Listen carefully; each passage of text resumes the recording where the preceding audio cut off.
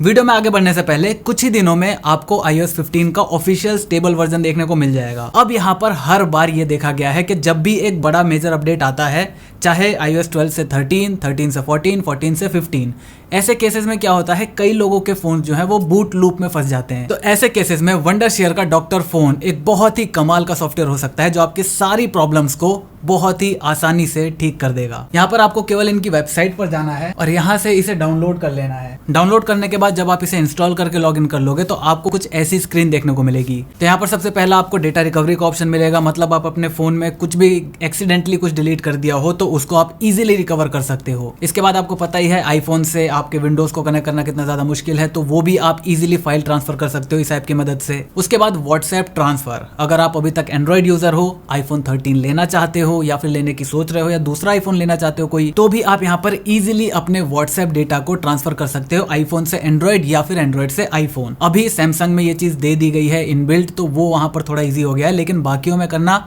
Almost नामुमकिन है। इसके बाद अगर आपके घर में बच्चे हैं तो आपको पता होगा कि स्क्रीन लॉक करने के इशू कितने सारे आते हैं। ये सिस्टम रिपेयर्स जो मैंने आपको पहले ही बताया कि अगर आपका फोन अपडेट के दौरान या फिर किसी भी वजह से बूट लूप में फंस जाता है तो वो आप यहाँ पर इजीली फिक्स कर सकते हो। बाकी आपको अपना फोन के बैकअप वगैरह लेना है तो वो सब भी आप यहाँ पर इजीली कर सकते हो। ये एक बहुत ही वर्सेटाइल ऐप है और वंडरशेयर अपने आप में एक बहुत बड़ा नाम है। तो अगर आपके पास भी कोई ऐसी दिक्कत है, आप भी कोई सॉफ्टवेयर ढूंढ रहे थे, तो डॉक्टर फोन वंडरशेयर का एक बहुत ही कमाल का ऑप्शन हो सकता है। लिंक आपको नीचे डिस्क्रिप्शन में मिल जाएगी। तो ये हफ्ता रहा हमारा आईफोन सीरीज का हफ्ता, जहां पर आईफोन्स के बारे में आपने बहुत सारी अलग अलग वीडियोस देखी होंगी। मैंने खुद अपनी पिछली कई वीडियोस सिर्फ आईफोन के टॉपिक पर ही बना रखी है। यहाँ पर अगर मैं बात करूं आईफोन 13 की, तो ऑब्वियसली मैंने आपको पहले ही बता दिया कि उसमें कुछ भी ऐसा इंप्रूवमेंट नहीं है जिसके लिए आप आईफोन 13 सीरीज के लिए जाओ। इवन अगर आपके पास आईफोन 10 भी है तो भी कोई प्रैक्टिकल सेंस नहीं बनता कि आप आईफोन 13 के लिए जाओ। क्यों, वो आपको रीजन इस वीडियो में देखने को मिल जाएगा। आज की वीडियो में मैं बात करने वाला हूं कि एप्पल अपनी चीजों को क्यों इतना लेट करता है, क्यों उसे कंपटीशन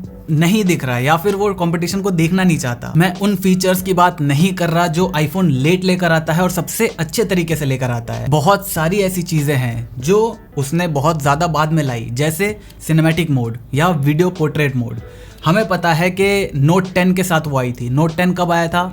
काफी टाइम पहले। तो यहाँ पर एप्पल ने जो इसे इंप्लीमेंट करा है उसको एक नए इनोवेटिव तरीके से करा है और लिटरली मैं बता रहा हूँ आपको एंड्रॉइड से काफी ज्यादा एक्यूरेट और काफी अच्छा रिजल्ट आपको आईफोन में देखने को मिलेगा। माना मैं इन फीचर्स की बात नहीं कर रहा, मैं बात कर रहा हूँ ऐसे फीचर्स की जो एप्पल पहले काफी पहले दे सकता था लेकिन उसने नहीं दिया। तो चलिए उनके बारे में बात करते हैं। सबसे पहला 120 हर्ट्ज रिफ्रेश रेट वाला डिस्प्ले। Asus का Razer 1 वो पहला फोन था जिसमें आपको 120 हर्ट्ज का रिफ्रेश रेट मिला था देखने को। वो रिलीज कब हुआ था? 2017 में। एप्पल लगभग 4-4.5 साल बाद इसको अपने फोन में लेके आया है। चलो भाई, स्टार्टिंग थी, आपने उस टाइम पे नहीं दिया, फिर भी 4 साल, वो भी छोड़ो।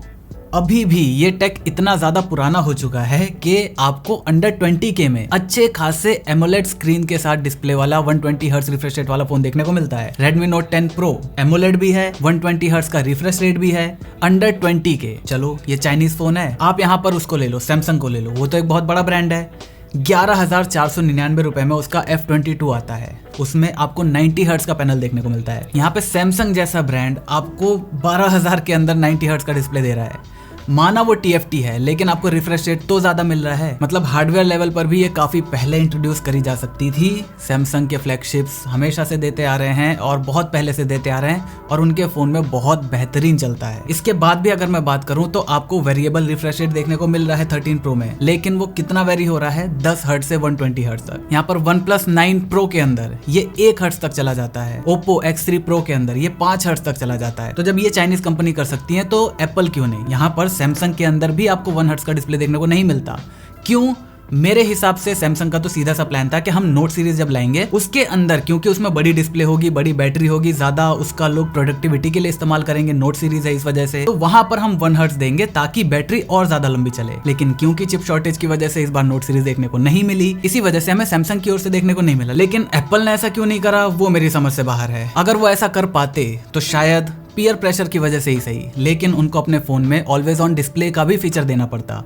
अब अगर वो ये फीचर देंगे तो उनकी वॉच कैसे बिकेगी? मतलब बहुत सारे लोग तो फिटनेस के लिए यूज करते हैं, लेकिन बहुत सारे ऐसे भी लोग हैं जो एप्पल वॉच सिर्फ इसलिए खरीदते हैं ताकि वो अपने काम की तरफ फोकस रह सके। वो अपने फोन को ज्यादा नहीं देखते, वो चाहते हैं उनका जो भी इंपॉर्टेंट नोटिफिकेशन है वो उनके फोन के अंदर आए ताकि कोई इंपॉर्टेंट चीज मिस ना हो और वो अपने फ्लो स्टेट से बाहर भी ना आ सके। जब वो काम कर रहे हो, कोई इधर उधर का नोटिफिकेशन आता है, वो एक ग्लैंस मारेंगे, काम खत्म। अगर इंपॉर्टेंट है तो देखेंगे, नहीं छोड़ देंगे। तो ऑलवेज ऑन डिस्प्ले उनका एप्पल वॉच बाय करने के डिसीजन को खत्म कर देता। तो ये भी एक रीजन हो सकता है कि ऑलवेज ऑन डिस्प्ले आपको अभी तक एप्पल में देखने को नहीं मिलता। इसी के साथ मेरे हिसाब से प्रो सीरीज और नॉन प्रो सीरीज के अंदर आपको डिफरेंस रखना था तो 90 और 120 हर्ट्ज ये भी एक डिफरेंस है। साथ ही साथ प्रो और नॉन प्रो के अंदर 13 सीरीज की मैं बात कर रहा हूँ, प्रो और नॉन प्रो के अंदर आपको अच्छा खासा कैमरे में डिफरेंस देखने को मिलता है। तो ये अपने आप में एक डिफरेंस क्रिएट कर देता। यहाँ पर 60 हर्ट्ज यार बहुत ज्यादा कम हो जाता है, बहुत ज्यादा ओल्ड स्कूल टेक्नोलॉजी है 60 हर्ट्ज। तो मेरे हिसाब से नॉन प्रो के अंदर भी आपको 90 हर्ट्ज का पैनल देखने को मिलना चाहिए था। हाँ, LTPO नहीं मिलता चलता, वेरिएबल ना होता चलता, हम खुद मैनेज करते हैं 90 पे चलाना है 60 पे चलाना है, ज्यादा बैटरी चाहिए हम 60 पे चला लेंगे, कम चाहिए 90 पे चला लेंगे। लेकिन यहाँ पर ऑप्शन ही ना देना, ये बात गलत है। बात करें अगर बैटरी की तो वो है हमारा सेकंड फीचर जो एप्पल मेरे हिसाब से तो अच्छा कर सकता है लेकिन अभी तक नहीं कर रहा। अगर मैं बात करूं उनके वॉचेस की, इतनी तगड़ी वॉच है, इतनी मतलब आप प्राइस तो देख ही लो, प्राइस भी बहुत ही ज्यादा तगड़ा है, तो उस हिसाब से वॉच बहुत तगड़ी है।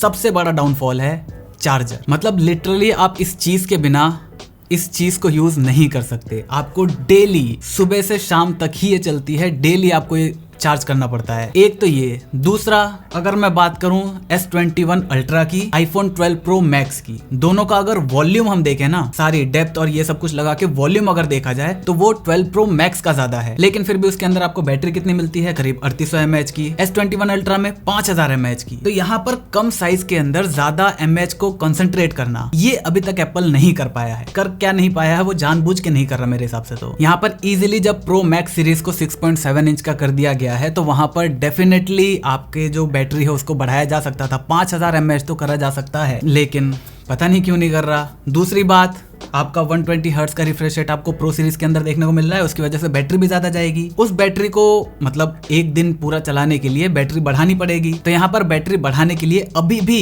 कंसंट्रेशन का इस्तेमाल नहीं करा गया, बल्कि फोन की थिकनेस को बढ़ाया गया है। तो मेरे हिसाब से बैटरी के मामले में अभी एप्पल काफी ज्यादा पीछे है और उसको बहुत ज्यादा काम करना है। इसके बाद बात करते हैं कैमरास की। अब आप कहोगे कैमरे की, कैमरा तो यार बहुत पहले से काफी तगड़ा होता आ रहा है एप्पल का। अगर आप बात करो पिक्सल की तो फोटोग्राफी में पिक्सल सबसे आगे है, वीडियोग्राफी में आईफोन सबसे आगे है, दूसरे नंबर पे किसी के लिए सैमसंग है, किसी के लिए आईफोन है। तो फोटोग्राफी में कैसे, तो यहाँ पर मैं फोटोज की बात नहीं कर रहा, मैं बात कर रहा हूँ सेंसर्स की। और मैं यहाँ पर 12 मेगापिक्सल की भी बात नहीं कर रहा, मैं बात कर रहा हूँ सेंसर साइजेस की। आईफोन 13 प्रो सीरीज के अंदर जो आपका मेन सेंसर है उसका जो लेंस सिस्टम है उसके अंदर f1.5 का इस्तेमाल करा गया है, जो LG ने अपने V40 में 2019 में कर लिया था। F नंबर अगर मैं सिंपल आपको बताऊं तो f1.5 या f जितना कम नंबर होगा वो उतना ही ज्यादा अपनी आंख को खोल पाएगा। जितना ज्यादा वो आंख को खोल पाएगा उतना ही लाइट अंदर एंटर करेगी, जितना लाइट अंदर एंटर करेगी उतना अच्छा फोटो आपको मिलेगा और उतनी ही अच्छी नाइट फोटोग्राफी भी आप कर पाओगे। तो ये इंप्लीमेंट करने में एप्पल को बहुत ज्यादा टाइम लग गया, क्योंकि ये कोई भी ऐसी चीज नहीं है जिसको पॉलिश करने की जरूरत है, जिसको सॉफ्टवेयर ऑप्टिमाइज करने की जरूरत है, कुछ भी ऐसा नहीं है। सिंपल एक लिमिटेड हार्डवेयर की चीज है जो आप डायरेक्ट अपने लेंस सिस्टम में लगा दोगे बस। तो ये जो 13 सीरीज के अंदर करी गई है मेरे हिसाब से ये काफी पहले हो जानी चाहिए थी। यहाँ पर हमें एक चीज और देखनी होगी, जो हमारी 12 प्रो सीरीज थी, प्रो और प्रो मैक्स के अंदर आपको बड़ा सेंसर देखने को मिलता था, मतलब लाइट ज्यादा अंदर आएगी, आपको ज्यादा अच्छी फोटोज और वीडियोस देखने को मिलेगी लो लाइट्स के अंदर भी। लेकिन एक्चुअल लाइफ में आपको ऐसा कुछ भी डिफरेंस देखने को नहीं मिला। तो यहाँ पर यह भी देखना जरूरी है कि जब 13 सीरीज आता है तो ऑन पेपर, ऑन प्रेजेंटेशन बहुत तगड़े फीचर्स लग रहे हैं कैमरा के मामले में, लेकिन एक रियल यूजर के हाथ में आकर वो कैसा परफॉर्म करते हैं ये भी देखने वाली बात होगी। इसी के साथ अगर मैं टेलीफोटो की बात करूं तो एप्पल अभी भी 3x पर ही अटका हुआ है, बाकी कंपटीशन आपका 10x ऑप्टिकल जूम पर जा चुके हैं। हाँ, माना ये कोई प्रैक्टिकल चीज नहीं है, इसकी कोई जरूरत नहीं होती इतनी ज्यादा डे टू डे लाइफ में, लेकिन फिर भी ये एक्स्ट्रा फीचर होता तो मेरे हिसाब से ज्यादा अच्छा रहता। यहाँ पर जो 3x का टेलीफोटो लेंस है वो बहुत ज्यादा सही है। क्यों?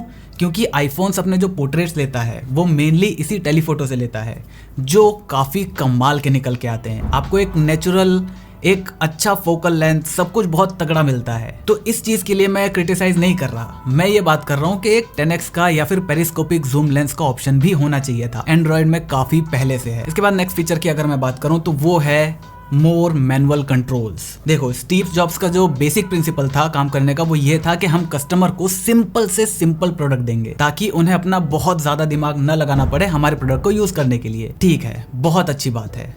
बहुत सारी चीजें ऐसी हैं जहां पर एप्पल हमें मैनुअल कंट्रोल नहीं देता, चल जाएगा। लेकिन कैमरा डिपार्टमेंट एक ऐसी चीज है जहां पर एप्पल के हार्डवेयर काफी अच्छे होते हैं अगर आउटपुट देखा जाए तो उस हिसाब से 13 प्रो सीरीज के अंदर, क्योंकि बड़े बड़े चेंजेस करे गए हैं कैमरेस के अंदर, हार्डवेयर के अंदर चेंजेस करे गए हैं, तो यहाँ पर और साथ ही साथ सिनेमैटिक मोड भी ऐड करा गया है। तो जैसे आपको ये अलग अलग ऑप्शंस देखने को मिल रहे हैं, यहाँ पे सिनेमैटिक मोड ऐड करा गया है, एक और प्रो मोड का फीचर भी तो ऐड करा जा सकता था, जहां पर कोई भी प्रो जो है, प्रोफेशनल जो है, वो अपने हिसाब से इसको ठीक कर सके, अपने हिसाब से ऑप्टिमाइज कर सके। फोटोग्राफी लेनी है, लो लाइट में लेनी है, शटर एंगल, अपर्चर, आपका जो एक्सपोजर है उसको मैनुअली कंट्रोल कर सके। लेकिन ऐसा ऑप्शन नहीं दिया गया है। अगर मैं एंड्रॉइड डिपार्टमेंट की बात करूं तो माना कि आपको स्टॉक एंड्रॉइड में भी ये ऑप्शन देखने को नहीं मिलता, लेकिन आपको सैमसंग हो गया जो सबसे बड़ा कॉम्पिटिटर है, उसमें देखने को मिलता है, one plus, Oppo, Vivo, generally लगभग सारे ही दूसरे स्मार्टफोन में आपको ये फीचर देखने को मिलता है सिवाय एप्पल और पिक्सल के। अब मेरे हिसाब से जो रीजन है ना, मुझे ये लगता है कि एप्पल और पिक्सल दोनों के दोनों बहुत ज्यादा डिपेंड करते हैं अपनी फोटोज के लिए अपने सॉफ्टवेयर पे। तो अगर वो ये प्रो मोड देंगे तो मेरे हिसाब से फोटोज कहीं भी कोई प्रोफेशनल भी उतनी अच्छी फोटो नहीं ले पाएगा जितना ये लोग अपने सॉफ्टवेयर के थ्रू, अपने एआई के थ्रू पोस्ट प्रोसेसिंग करके आपको देते हैं। इसी वजह से आपको अभी तक पिक्सल में और आईफोन्स के अंदर प्रो मोड देखने को नहीं मिल रहा, क्योंकि डेफिनेटली ये अपने पहले पूरे के पूरे सॉफ्टवेयर को तगड़े तरीके से यूज कर लेना चाहते हैं कि हमारा सॉफ्टवेयर कैसे मैक्सिमम इंप्रूवमेंट कर सकता है आपकी फोटो को। उसके बाद मे बी जब और भी ज्यादा इसके अंदर हार्डवेयर चेंजेस आएंगे, और भी ज्यादा जब हार्डवेयर पक्का बिल्कुल तगड़े तरीके का हो जाएगा, तब मे बी हमें प्रो मोड देखने को मिल जाए।